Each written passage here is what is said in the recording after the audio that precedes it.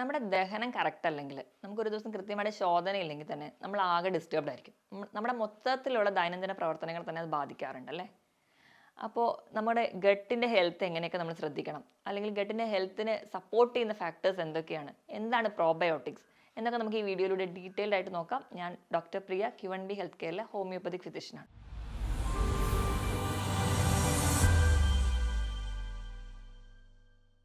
കുടലിൻ്റെ ആരോഗ്യം എന്ന് പറയുന്നത് നമ്മുടെ മൊത്തം ശരീരത്തിൻ്റെയും മാനസികമായിട്ടുള്ള ആരോഗ്യത്തിനും വളരെ ഇമ്പോർട്ടൻ്റ് ആണ്. നമ്മുടെ വയറ് ശരിയല്ലെങ്കിൽ തന്നെ നമ്മുടെ അന്നത്തെ ഒരു ദിവസം തന്നെ പോകാറുണ്ട്. ഈ കുടലിൻ്റെ ആരോഗ്യം എന്ന് പറയുന്നത്, അല്ലെങ്കിൽ ഗട്ടിൻ്റെ ഹെൽത്ത് എന്ന് പറയുന്നത്, ഗട്ടിൽ അടങ്ങിയിട്ടുള്ള ബാക്ടീരിയകളാണ്.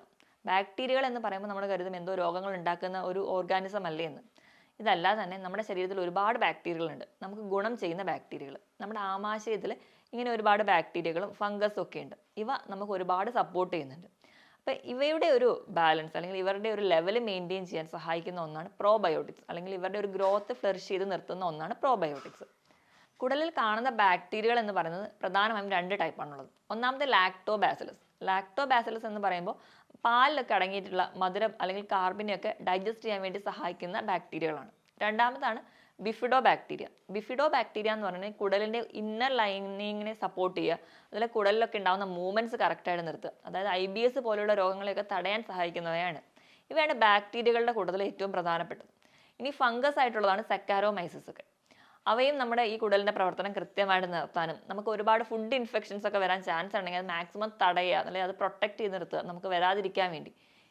ഈ ഫങ്ഷൻസ് ഒക്കെ ചെയ്യുന്നവരാണ് കൂടുതലും ഫംഗസുകൾ. ഇവയാണ് നമ്മുടെ ആമാശയത്തിൽ കാണുന്ന ബാക്ടീരിയകളും ഫംഗസുകളും. മൊത്തം ഒരു ട്രില്യൺ അത്രയും തോളം തന്നെ ഈ ഓർഗാനിസംസ് നമ്മുടെ ആമാശയത്തിലുണ്ട്. അപ്പം ഇവ നമുക്ക് ചെയ്യുന്ന ഫങ്ഷൻസ് എന്ന് പറഞ്ഞിട്ടുണ്ടെങ്കിൽ ആമാശയ സംബന്ധം മാത്രമല്ല, മറ്റ് പല ഫങ്ഷൻസും നമുക്ക് ചെയ്യുന്നുണ്ട്. നമുക്ക് ആ ഫങ്ഷൻസ്, അല്ലെങ്കിൽ അവർ ചെയ്യുന്ന ഗുണങ്ങൾ എന്തൊക്കെയാണെന്ന് ആദ്യം തന്നെ നോക്കാം. അപ്പം ആമാശയ സംബന്ധമായ ഗുണങ്ങൾ എന്ന് പറയുമ്പോൾ തന്നെ ദഹനം കൃത്യമായിട്ട് നിർത്തുക. ഞാൻ ആദ്യം പറഞ്ഞ ലാക്ടോബാസിലസ് ഒക്കെയാണ് പാല് ദഹിക്കാൻ നമ്മളെ സഹായിക്കുന്നത്. ധാരാളം ഫൈബേഴ്സ് അടങ്ങിയ ഭക്ഷണങ്ങൾ നമ്മൾ കഴിക്കുമ്പോൾ ഈ ഫൈബറിനെ ഡൈജസ്റ്റ് ചെയ്യാൻ സഹായിക്കുന്നതും ഈ ബാക്ടീരിയകളാണ്. അപ്പോൾ ദഹനം കൃത്യമായി നിർത്തുക. ദഹനം കൃത്യമായിട്ട് നിൽക്കുമ്പോൾ തന്നെ നമുക്ക് ഗ്യാസ്, അസിഡിറ്റി, നെഞ്ചരിച്ചിൽ പോലെയുള്ള ബുദ്ധിമുട്ടുകളൊന്നും നമുക്ക് ഉണ്ടാവില്ല. അപ്പം ആ ഒരു പ്രശ്നവും നമുക്ക് അവിടെ തടയുന്നുണ്ട്. അസിഡിറ്റി, ശോധന കൃത്യമായിട്ട് നിർത്തുക, ഇവയൊക്കെ ഈ ഒരു ബാക്ടീരിയകളുടെ ഗ്രോത്ത് മൂലമാണ് നടക്കുന്നത്. ഇതോടൊപ്പം തന്നെ നാവിൽ ഇങ്ങനെ പൂപ്പൽ പോലെയായിട്ട് പ്രസൻറ്റ് ചെയ്യുക, മൗത്ത് അൾസേഴ്സ് വരിക, അതായത് വായിൽ പുണ്ണുകൾ റെക്കറൻ്റ് ആയിട്ട് ഇടയ്ക്കിടയ്ക്ക് വരുന്നവരൊക്കെ ആണെങ്കിലും ഈ ഒരു ബാക്ടീരിയയാണ് മാക്സിമം അത് വരാതിരിക്കാൻ നമ്മളെ തടയുന്നത്. വിശപ്പില്ലായ്മ, ഇങ്ങനത്തെയുള്ള പ്രശ്നങ്ങളൊക്കെ ഉള്ളതാണെങ്കിൽ ഒരു പരിധി വരെ ഈ ബാക്ടീരിയൽ ഗ്രോത്ത് കറക്റ്റ് ആണെങ്കിൽ നമുക്ക് വിശപ്പൊക്കെ കറക്റ്റായിട്ട് വരുന്നത് കാണാം. അപ്പം ഇതൊക്കെ അവ സഹായിക്കുന്ന ഒന്നാണ്. ഇത് കൂടാതെ പല auto immune disease, auto immune എന്ന് പറഞ്ഞാൽ നമ്മുടെ ശരീരത്തിൻ്റെ പ്രതിരോധ ശേഷി തന്നെ നമുക്കെതിരെ ഫൈറ്റ് ചെയ്തിട്ട് ഉണ്ടാക്കുന്ന രോഗങ്ങളാണ്. ഇവ ഒരു മാക്സിമം തടയാൻ വേണ്ടി നമ്മളെ സഹായിക്കുന്നുണ്ട്. അതോടൊപ്പം തന്നെ നമുക്ക് മെൻ്റലി ഒരുപാട് ഹെൽത്തിന് വേണ്ടി സപ്പോർട്ട് ചെയ്യുന്നുണ്ട്. സ്ത്രീകളുടെ കേസ് എടുക്കുകയാണെങ്കിൽ ഇടയ്ക്കിടയ്ക്ക് മൂത്രത്തിൽ പഴുപ്പ് വരുന്നൊരു ടെൻഡൻസി ഒക്കെ ഉള്ളവരാണെങ്കിൽ അത് തടയുന്നുണ്ട്. വെള്ളപ്പോക്ക്, ലൂക്കോറിയ പോലെയുള്ള കണ്ടീഷൻസ് ഒക്കെ മാക്സിമം പ്രൊട്ടക്ട് ചെയ്ത് വരാതിരിക്കാൻ നമ്മളെ സഹായിക്കുന്നതൊക്കെ ഈ ഒരു ബാക്ടീരിയൽ ഗ്രോത്ത് ആണ്. ഇതോടൊപ്പം തന്നെ ഈ ബാക്ടീരിയ നമുക്ക് ഉറക്കം കറക്റ്റായിട്ട് മെയിൻറ്റെയിൻ ചെയ്യാൻ വേണ്ടി സഹായിക്കുന്നുണ്ട്. ഈ ബാക്ടീരിയ ഉള്ളത് കൊണ്ട് തന്നെ ഉറക്കത്തിന് വേണ്ടി സഹായിക്കുന്ന ന്യൂറോ ട്രാൻസ്മിറ്റേഴ്സ് പ്രൊഡക്ഷനെ സഹായിക്കുന്നുണ്ട്. അതുവഴി നമുക്ക് ഉറക്കം കറക്റ്റായിട്ട് നിർത്തുന്നു, നമ്മുടെ ക്ഷീണമൊക്കെ കുറയ്ക്കുന്നുണ്ട്. ആൻറ്റി ഓക്സിഡൻ്റ് ആയിട്ടുള്ള ആക്ഷനും ഈ ഒരു ബാക്ടീരിയൽ ഗ്രോത്തിനുണ്ട്. അതോടൊപ്പം തന്നെ ഇപ്പോൾ കുടലിലൊക്കെ ക്യാൻസർ പോലുള്ള രോഗങ്ങൾ തടയാൻ ഇവ സഹായിക്കുന്നുണ്ട്, ഈ ഒരു ആൻറ്റി ഓക്സിഡൻറ്റ് പ്രോപ്പർട്ടി ഉള്ളത് കൊണ്ട് തന്നെ. ഈ ഒരു ഫങ്ഷൻസും അല്ലെങ്കിൽ ഈ ഒരു സഹായങ്ങളും ഈ ഒരു ബാക്ടീരിയ നമുക്ക് വേണ്ടി ചെയ്യുന്നുണ്ട്.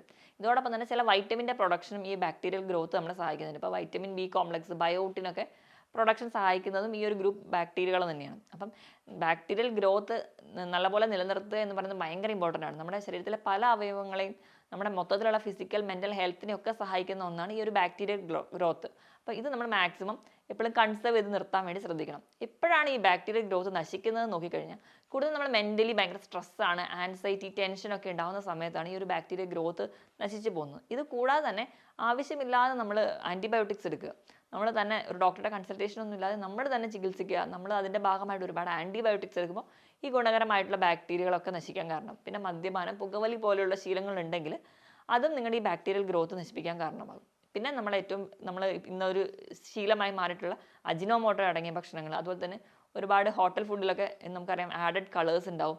ഇതൊക്കെ ഈ ഒരു ആഡഡ് അല്ലെങ്കിൽ വിഷാംശം ചെന്നിട്ടുള്ള പച്ചക്കറികൾ, പഴവർഗ്ഗങ്ങൾ, ഇതൊക്കെ നമ്മുടെ വയറിലെത്തുമ്പോൾ ഇതൊക്കെ നമ്മുടെ ബാക്ടീരിയൽ ഗ്രോത്തിനെ നശിപ്പിക്കുന്നുണ്ട്. അപ്പോൾ മാക്സിമം ഈ ഒരു കാര്യങ്ങളൊക്കെ ശ്രദ്ധിക്കുകയാണെങ്കിൽ തന്നെ ഒരു പരിധി വരെ നമുക്ക് നമ്മുടെ ആമാശയത്തിൻ്റെ ആരോഗ്യം മെച്ചപ്പെടുത്താൻ പറ്റും. അങ്ങനെ ഗട്ട് ഹെൽത്ത് എപ്പം മെച്ചപ്പെടുന്നു അപ്പോൾ നമ്മൾ മൊത്തം ഒരു മെൻ്റലി തന്നെ നല്ല ഹെൽത്തി ആയിട്ടിരിക്കാൻ കാരണമാവും. കാരണം എന്ന് വെച്ചാൽ നമ്മുടെ ആമാശയത്തിൽ നിന്ന് എപ്പോഴും മെസ്സേജ് ഡയറക്റ്റ് ആയിട്ട് നമ്മുടെ തലച്ചോറിലോട്ട് എത്താറുണ്ട്. വാഗസ് എന്ന് പറയുന്ന ഒരു നാഡി വഴി നമ്മുടെ വയറിന് എന്തെങ്കിലും ഒരു ബുദ്ധിമുട്ടുണ്ടെങ്കിൽ അതൊക്കെ തലച്ചോറിലെത്തുന്നു. അപ്പോൾ തലച്ചോറിലെത്തുമ്പോൾ തലച്ചോറ് അതിൻ്റെതായ റിയാക്ഷൻസ് കാണിക്കുന്നു, ഭയങ്കര സ്ട്രെസ് കാണിക്കുന്നു.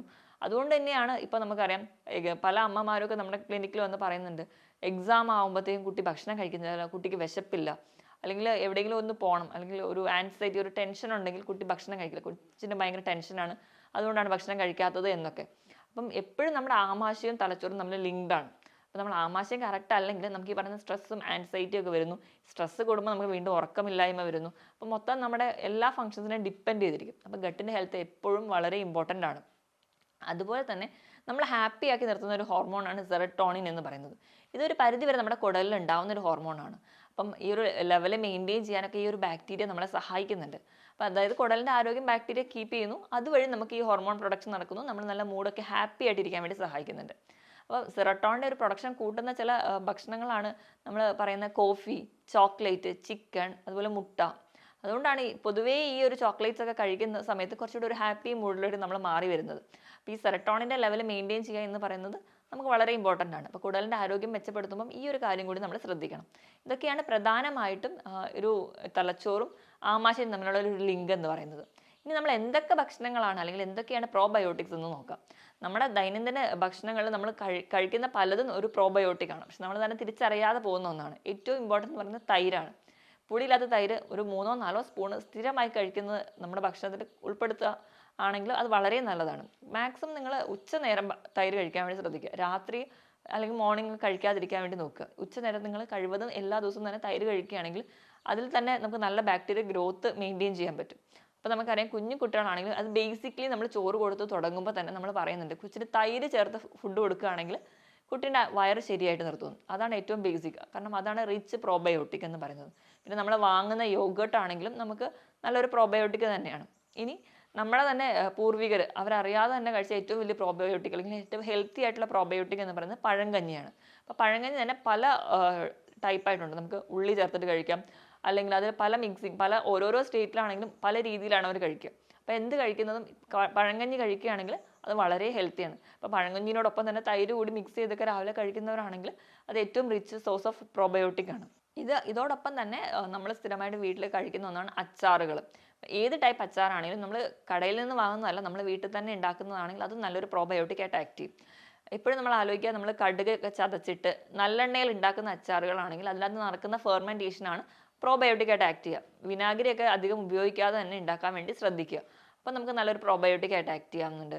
അതുപോലെ തന്നെയാണ് ക്യാരറ്റ്, ക്യാബേജ് ഇവയൊക്കെ ഉപ്പിലിട്ടിട്ട് കഴിക്കുന്നതും ഒരു പ്രോബയോട്ടിക്കിൻ്റെ ആക്ഷൻ നമുക്ക് കിട്ടുന്നുണ്ട്. കാരണം ഇവിടെ നടക്കുന്നതുകൊണ്ട് ഒരു ഫെർമെൻറ്റേഷൻ നടക്കുന്നുണ്ട്.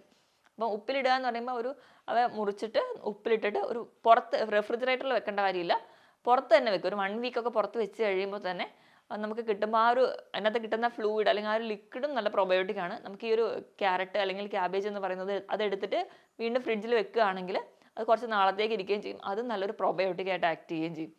അതോടൊപ്പം തന്നെ ബട്ടർ മിൽക്ക് കഴിക്കുന്നത്, പനീർ, ഇവയൊക്കെ പ്രോബയോട്ടിക് ആണ്. ഇതൊക്കെ നിങ്ങൾ മാക്സിമം ചിലപ്പോൾ നമ്മൾ അറിയാതെ തന്നെ നമ്മൾ കഴിക്കുന്നതുകൊണ്ടായിരിക്കും നമ്മൾ ഇത്ര ഹെൽത്തി ആയിട്ടിരിക്കുക. അപ്പോൾ അത് കഴിക്കാത്തവരാണെങ്കിൽ മാക്സിമം ഈ ഭക്ഷണങ്ങളൊക്കെ കഴിക്കാൻ വേണ്ടി ശ്രദ്ധിക്കുക. അതോടൊപ്പം തന്നെ നമുക്കറിയാം ഇഡ്ഡലി, ദോശ അല്ലെ അപ്പം, ഇതൊക്കെ പുളിച്ച് ഒരു ഫെർമെൻറ്റേഷൻ അവിടെ നടക്കുന്നുണ്ട്. അപ്പോൾ ഈ ഭക്ഷണങ്ങൾ നമ്മൾ വീണ്ടും കുക്ക് ചെയ്യുന്നത് കൊണ്ട് ഒരു പരിധി വരെ ഇവിടെ ഒരു ബാക്ടീരിയ ഗ്രോത്തൊക്കെ നശിച്ചു പോകുന്നുണ്ട്. പക്ഷേ ഇവ ഒരു പ്രീബയോട്ടിക് ആയിട്ട് ആക്ട് ചെയ്യും. പ്രീബയോട്ടിക് എന്ന് പറഞ്ഞാൽ ഈ പ്രോബയോട്ടിക് ആയിട്ട് ഉള്ളതിനെ സപ്പോർട്ട് ചെയ്യുന്ന ഒരു കോമ്പൗണ്ടാണ്. അപ്പം ഇഡ്ഡലി, ദോശ, അപ്പം ഒക്കെ കഴിക്കുന്നതും നമുക്ക് വളരെ നല്ലതാണ്. അപ്പോൾ ഈ ഞാൻ പറഞ്ഞ ഈ ഭക്ഷണങ്ങളൊക്കെ, ഈ പ്രോബയോട്ടിക്കുകളൊക്കെ നിങ്ങൾ സ്ഥിരമായിട്ട് കഴിക്കാൻ വേണ്ടി ശ്രദ്ധിക്കുക. അറിഞ്ഞോ അറിയാതെ നമ്മൾ ഇന്ന് കഴിക്കുന്നതാണെങ്കിലും നമ്മൾ കഴിക്കാത്തവരാണെങ്കിൽ മാക്സിമം ഇതൊക്കെ കഴിച്ച് ശീലിക്കുക. കുഞ്ഞു കുട്ടികളെ ആണെങ്കിൽ തന്നെ നമ്മൾ ഒരുപാട് ബേക്കറി ഐറ്റംസോ അല്ലെങ്കിൽ നമ്മൾ പുറത്തുനിന്നുള്ള ഹോട്ടൽ ഫുഡോ കഴിച്ച് ശീലിപ്പിക്കുന്നതിന് മുൻപ് തന്നെ ഇങ്ങനെയുള്ള ഗുണകരമായ ഭക്ഷണങ്ങൾ കൊടുക്കുകയാണെങ്കിൽ ഒരു പരിധിവരെ നമ്മുടെ ആമാശയത്തിൻ്റെ ആരോഗ്യം നിലനിർത്താം. അതുവഴി നമുക്ക് മൊത്തത്തിൽ ഹെൽത്തി ആയിട്ടിരിക്കാൻ പറ്റും. ഞാൻ ഈ പറഞ്ഞ പോലെ ഈ ഭക്ഷണങ്ങളൊക്കെ നിങ്ങൾ മാക്സിമം നിങ്ങൾ കഴിക്കാൻ വേണ്ടി ശ്രദ്ധിക്കുക. ഇപ്പോൾ ഇതൊന്നും കഴിച്ച് ശീലിക്കാത്തവരാണെങ്കിൽ ഇന്ന് തൊട്ട് നിങ്ങൾ ഇതെല്ലാം കഴിക്കാൻ വേണ്ടി ശ്രദ്ധിക്കുക. കുട്ടികൾക്കാണെങ്കിൽ നമ്മൾ ഒരുപാട് ഹോട്ടൽ ഫുഡോ അല്ലെങ്കിൽ കളേർഡ് ഫുഡും ഡ്രിങ്ക്സും കോള പോലെയുള്ള ഡ്രിങ്ക്സും കാർബണേറ്റഡ് ഡ്രിങ്ക്സും ഒക്കെ മേടിച്ച് കൊടുക്കുകയാണെങ്കിൽ അതിന് പകരം നിങ്ങൾ ഇതൊക്കെ കൊടുത്ത് ശീലിപ്പിക്കുക. അപ്പോൾ നമുക്കറിയാം നമ്മുടെ ആമാശയത്തിൻ്റെ ആരോഗ്യം നിലനിർത്താൻ പറ്റുള്ളൂ. ആമാശയത്തിൻ്റെ ആരോഗ്യം നിലനിർത്തിയാൽ മാത്രമേ നമുക്ക് മൊത്തത്തിൽ നമ്മുടെ മറ്റ് ഫംഗ്ഷൻസോ അല്ലെങ്കിൽ മറ്റ് നമ്മുടെ മെൻ്റൽ ഹെൽത്തിനെ ഒക്കെ മെയിൻറ്റെയിൻ ചെയ്യാൻ പറ്റുള്ളൂ. ഞാൻ ഈ പറഞ്ഞ കാര്യത്തിൽ എന്തെങ്കിലും ഡൗട്ട് ഉണ്ടെങ്കിൽ നിങ്ങൾ താഴെ കാണുന്ന നമ്പറിൽ വിളിക്കുക. മറ്റൊരു ഹെൽത്ത് ടോപ്പിക്കുമായിട്ട് വീണ്ടും കാണുന്നത് വരെ നന്ദി.